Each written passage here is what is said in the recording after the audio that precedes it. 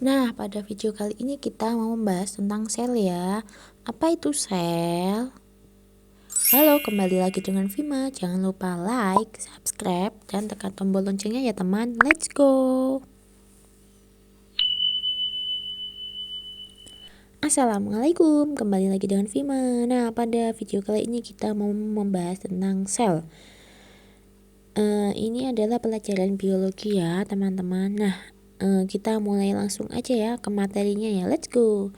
Pertama, kita harus mengenal dulu tokoh-tokoh yang ada di dalam sel ya. Ini ada Nobel Kedokteran 2013 untuk transportasi sel, itu ada James and Rodman dan kawan-kawan.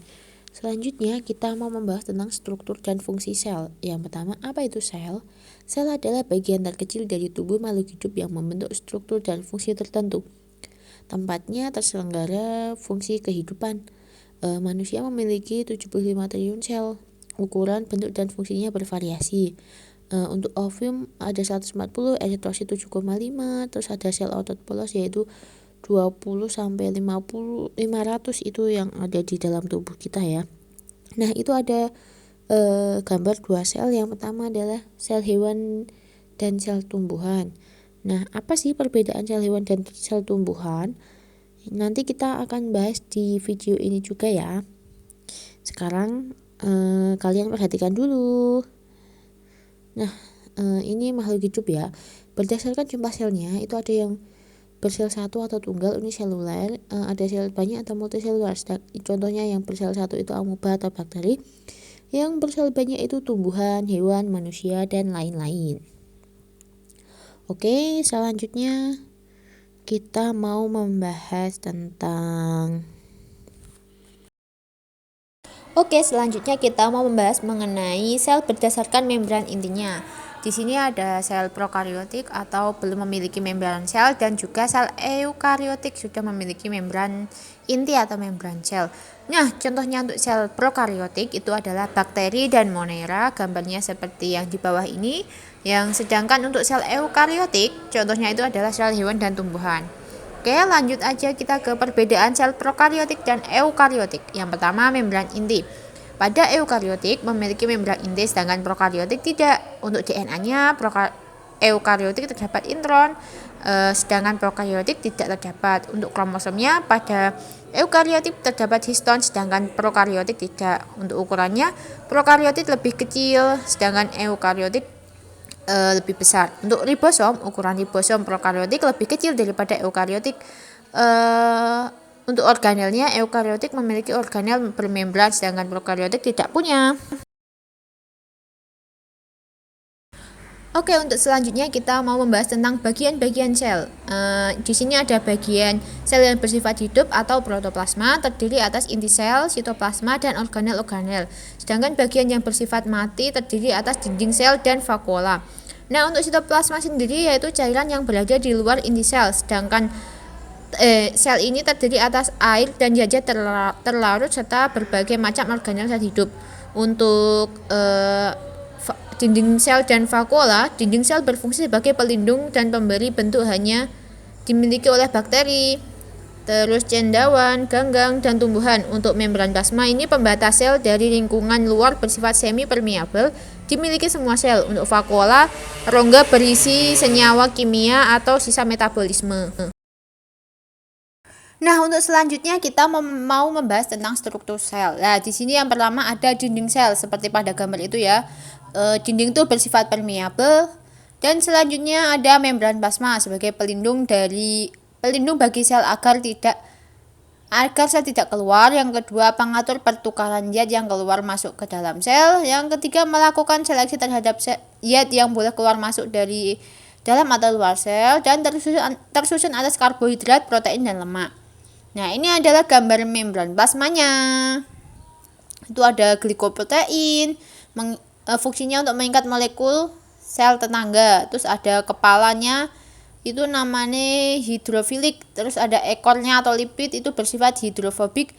Selanjutnya ada protein integer, yaitu protein yang terbenam. Terus ada protein periferal. Nah, ini dia struktur dan fungsi organel sel.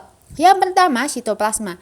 Cairan yang berada di luar inti terdiri atas atas air dan zat-zat yang terlarut serta berbagai macam organel sel hidup. Organel dalam sitoplasma antara lain ada retikulum endoplasma, terus ada retikulum ini dibagi menjadi dua, yaitu retikulum endoplasma halus dan retikulum endoplasma kasar. Nah, pada retikulum endoplasma halus ini tidak terdapat ribosom dan berfungsi sebagai tempat sintesis lipid. Nah, untuk gambarnya bisa diperhatikan ya, itu adalah gambar sitoplasma. Dan selanjutnya ini ada ribosom. Ribosom terdiri atas 2 unit yang kaya akan RNA, berperan dalam proses sintesis protein. Nah, ribosom ini berdiameter sekitar 20 nm serta terdiri atas 65% RNA. Untuk ribosom sendiri ini ada yang menempel pada retikulum endoplasma kasar dan ada yang terdapat bebas dalam sitoplasma. Untuk gambarnya itu ya, gambar ribosom ya, bisa kalian lihat, bisa kalian amati dulu. Fungsi organel ini yaitu menerjemahkan RNA untuk membentuk rantai yaitu protein menggunakan asam amino yang dibawa oleh tRNA pada proses translasi. Nah, silahkan perhatikan dulu, dicatat dulu ya apabila ini menurut kalian penting. Oke, dan selanjutnya kita mau membahas tentang mitokondria. Mitokondria ini memiliki membran lengkap, membran luar dan membran dalam. Di antara kedua membran tersebut terdapat ruang antar membran. Membran yang berlekuk-lekuk berfungsi untuk memperluas bidang permukaan agar proses penyerapan oksigen dan pembentukan energi lebih efektif. Pada bagian membran terdapat enzim ATP sintase yang berfungsi sebagai tempat sintesis ATP. Nah, fungsi mitokondria ini adalah tempat respirasi aerob. Ini gambarnya ya. Nah, langsung kita ke lisosom, berupa butiran kecil atau bundar berisi enzim pencerna yang berfungsi dalam pencernaan intrasel. Aparatus Golgi atau badan Golgi berupa tumpukan kantung-kantung pipih berfungsi sebagai tempat sintesis dari sekret seperti getah pencernaan, banyak ditemukan pada sel kelenjar, membentuk protein dan asam inti DNA atau RNA, serta membentuk dinding dan membran sel. Nah, untuk lisosom sendiri bentuknya seperti itu ya, seperti getah. Bisa kalian cermati dulu, bisa kalian lihat dulu, bisa kalian amati dulu ya. Ini adalah lisosom.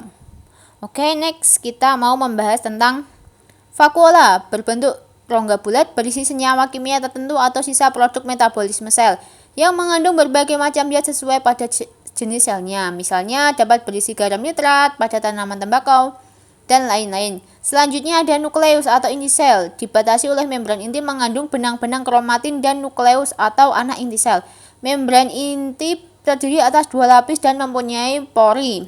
Benang-benang kromatin akan memendek dan waktu proses pembelahan sel membentuk kromosom.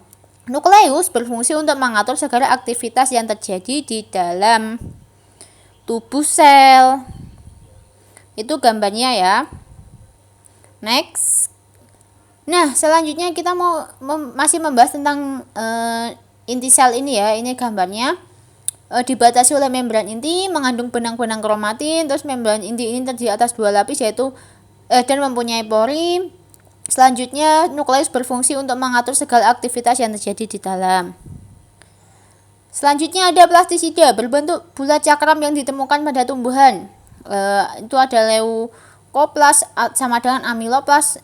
Ini tidak berwarna, dapat membentuk dan menyimpan butir-butir zat tepung atau pati. Selanjutnya ada kromoplas atau adalah plastisida berwarna selain hijau karena pigmennya yaitu ada melanin hitam, likopin merah, xanthofil kuning, karoten, jingga. Terus ada kloroplast juga membentuk plastisida berwarna hijau dan mengandung zat warna hijau. Nah, ini adalah perbedaan sel tumbuhan dan sel hewan. Untuk nomor 1, sentriol pada sel hewan ada, pada tumbuhan tidak ada. Yang 2 itu ada dinding sel. Pada hewan tidak ada dan tumbuhan ada. Selanjutnya vakuola pada hewan itu ukurannya kecil dan tumbuhan itu besar. Nah, ini sentriol mengatur pembelahan sel dan pemisahan kromosom selama pembelahan sel pada hewan. Yang kedua dinding sel. Ini keras karena disusun oleh selulosa, pektin, glikoprotein dan hemiselulosa. Nah, ini adalah perbedaan gambar sel hewan dan sel tumbuhan ya. Bisa kalian amati pada sel hewan itu bagiannya apa aja, pada sel hewan itu bagiannya apa saja. Nah, ini perbedaannya. Bisa langsung kalian tangkap layar atau screenshot, kalian catat. Ini seringkali keluar di tes ya. Itu untuk sel tumbuhan itu lebih besar daripada sel hewan lebih kecil daripada sel tumbuhan, dan lain-lain. Nah, ini ada latihan soal deh buat kalian. Silahkan diisi ya, sesuai pengamatan kalian tadi di awal. Nah, itu diisi nomor 1 apa, nomor 2 apa, itu sel tumbuhan apa sel hewan, itu ditulis ya bagian-bagiannya. Terus ini juga latihan kedua juga sama ya. Nah, ini daftar rujukan PPT saya. Sekian dari saya. Terima kasih.